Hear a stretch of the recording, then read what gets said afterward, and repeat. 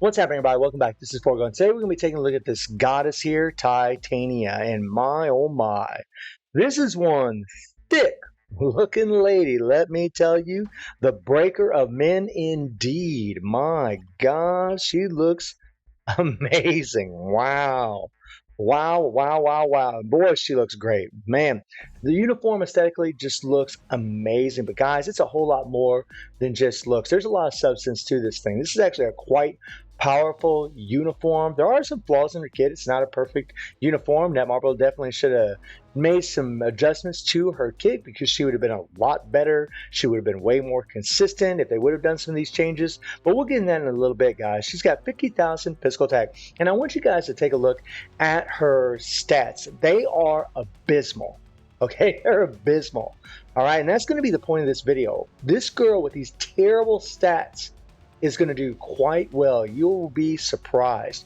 42% critical rate, 141% critical damage, and 44% ignore defense. The reason I'm showing you guys this is because the runs that I did, that I pre-recorded, were with these stats. Just nuts, guys. I mean, not having max ignore defense means you're not going to be doing as much damage. Not having critical damage, or as much critical damage, or maxed out critical damage, means you're not going to be hitting as hard. So, I mean, it's pretty damn crazy, guys.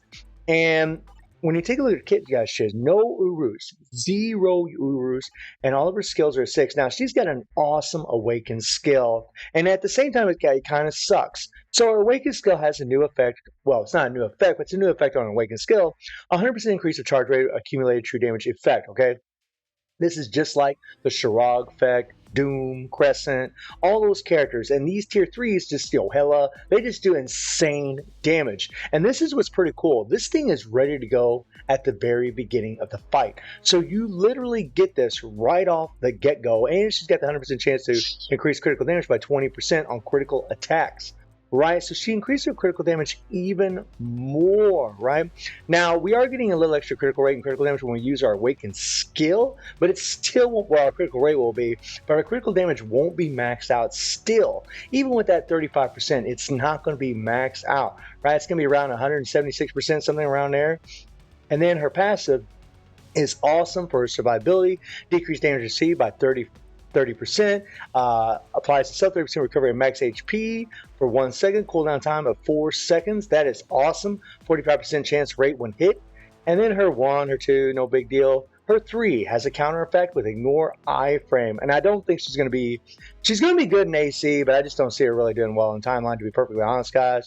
She pretty much gets destroyed in there, but she does have 6 seconds of immunity. The 4th skill does give her penetration, it does give her paralysis, which is really good for the regular world boss, and then her 5th skill gives her an increased ball attack by 50%, which is awesome, guys. I mean, that is great. Her passive applies to all allies with strong abilities, increase all basic attack by 25%, which is a buff for a lot of other characters, and then also she has 60% increase of physical attack, whereas before she had 50% increase of physical attack.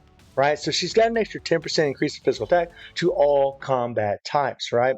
And the rotation that I'm doing with her right now is I just hit the 3, and then I slam down with the 4, and then Awaken skill 5. Now, you've got to be damn fast, guys, when you're going from the Awaken skill to the 5th skill if you want to land the proc. And you'll just find that whenever you're doing your 3, 4, 5, it's not so bad when you use the Awaken skill, because even though maybe you don't take damage, she still does a lot of damn damage from her Awakened skill. But during that 30-second cooldown on her Awakened skill, if you don't take damage with this 3, then she will not do as much as what you'd really hope for. And the problem with her kit is that, she has accumulation based on damage you take, but whenever you do the 4, it's an iframe, guys, right? And you got to immediately cancel that thing as soon as she slams down. And when you cancel it, you go into the 5th skill, and it's a damn iframe. Like, why? Characters that have accumulation based on damage you take should be able to sit in a pocket at least for a little bit, at least for a couple seconds in order to take some damage, not to be in an iframe, so that way can they take damage. This is something that really hinders her kit. And this is why, a lot of people are finding out that, especially in AVX, she's just godly. 1 for her leadership and her extra support, but also because when you use her awakened skill, even if you don't take damage, she still does insane damage. Right? I mean, it's kind of the thing with her, but she is she's not super proc friendly. She's okay. She's decent with a proc, but she will be a lot better with a rage because whenever you use that third skill, you'll be able to absorb damage a whole lot easier. That makes the world of difference for this character. And especially if you're using her in ABX, you won't have to cap out her critical damage because she does get the critical damage from her awakened skill, and you're probably going to be doing switch gameplay anyways in ABX if you're using it for that reason. And speaking of which, with the switch gameplay, guys, on Combat Villain Day, I mean, you're talking about rages on multiple characters, max builds on multiple characters. It's a lot of investment, whereas a lot of people, like myself, are probably just going to use Hawk. Maybe he won't be the best, especially if you're on an account like mine that only has about 25% max HP, right? It's not going to be the best, but still more than good enough. And she's got a stage 6 Power of Angry Hawk set. She doesn't have her artifact, and she just has a fire resist mind damage, which is doing nothing for the character at 180% damage proc. Nothing. We're not getting no extra critical damage. We're not getting no extra critical rate. And her uniform is only at normal, my friends. That's right. She has a worse build than Absorbing Man, but she'll do more damage than him.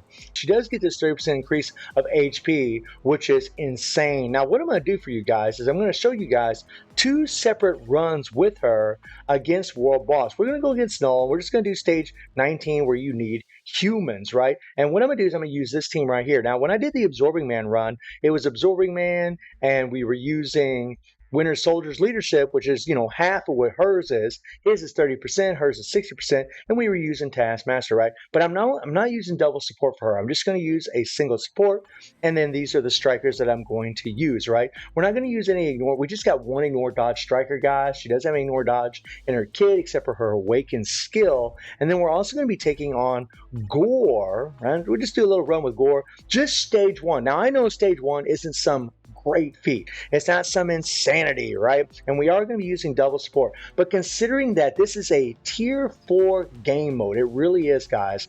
I mean, you're going to find when you're playing against Gore, it's really set up for tier 4 characters. It is very, very hard. It's not easy. And the fact that this character with this terrible, terrible build can actually get it done against Gore, who, by the way, also needs ignore dodge because he's considered level 80. All of his minions are considered level 80, and they'll just be dodging all of your attacks whenever you attack him. So you want to have ignore dodge, especially against him, especially for a character like her that's only level 70. So I'll go ahead and bring up the run for you guys right now, and you can check it out, right? So here we have, against Null, right?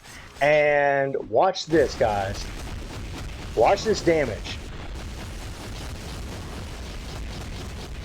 Now, I know this is just stage 19, but that is some bonker damage that she just did. Right? Now, here's where it really sucks. If you don't take damage, and guys, you just got a small window with that third skill. Right? That third skill will do a counter if she gets hit. So you have to play her very, very carefully, kind of like Cersei, which sucks. I mean, every time we see characters like this where you have to play them to where you gotta, be skill-based, you gotta time everything, a lot of players just don't care for it because we've gotten spoiled with all these characters that have accumulation based on damage you deal, right? Characters like Absorbing Man, when you have characters like that, you get spoiled. And you really don't want to play with these characters like this. And that's why, again, I think she's really going to be more for ABX with the switch gameplay, because you're going to have all that accumulation from her awakened skill. She's just going to do insanity damage, even if you don't take any damage when she uses that awakened skill. Right? I mean, that's her money, guys. And like right here, she's getting guard broken, right? I mean, it sucks. This is another reason I thought she didn't have super armor, because she was actually getting guard broken there, which is kind of weird. But you can see the damage just isn't, like if she doesn't take damage, it isn't that great. Now, I didn't try timing my damage accumulation based on the damage you take here. I didn't try timing at all. I just pretty much was just running through here, playing it. Obviously, guys, if you run into the purples and things like that, if you try to let yourself get hit by the tentacles, you're going to do better, but then you're just timing everything. And I was like, eh. So she doesn't have ignore iframe on her awakened skill. I thought I'd get funky and just try it right there to see what would happen. And yeah, we actually lost quite a bit of damage, which kind of sucked. But I mean, it's really impressive the amount of damage this girl is doing. And it really is. Like I mean, she's not OP, but she's strong. She's definitely not weak by any means, and she's definitely got potential, I think, for a lot of players. I mean, considering where she was at, guys, considering where she was at, she was terrible, right? She was terrible before, and now she's like, I mean, it really is a zero to hero treatment uniform. I mean, she's way better than what she was before. One complaint I do have, another complaint, anyways, is that she's got a long cooldown on that damn fifth skill. That sucks. I mean, that is terrible, man. It's like, what the hell? Like, we don't want, that long cooldown, especially whenever you're playing with a proc. I mean, that is just annoying as hell whenever you're waiting around and running around. I mean, if you were using a beatdown proc, say you're using a Mighty CTP of Destruction, then it would be all right, right? Because you're still running around trying to build up that meter, right? Or a Mighty CP of Energy, maybe. I mean, she's going to do really good damage with those obelisks because, again, you can make her work with a proc. You can absolutely do it. But with her rage, she will be more consistent. She will take more damage. It'll be a lot easier to take more damage because you don't have to worry about triggering your proc early, right? Even if she does trigger the proc during her third skill, when she does her counter, you're still going to have, some seconds left over from the proc to where you can go into your other skills and do a lot of damn damage. Okay, running over here. Watch out, watch out, watch out. Ooh.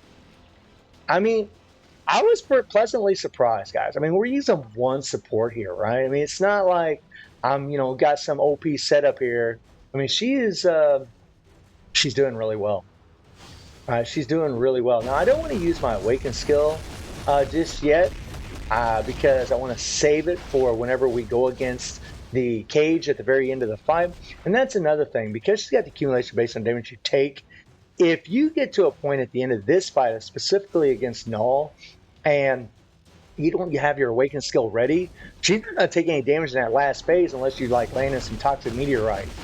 And that sucks.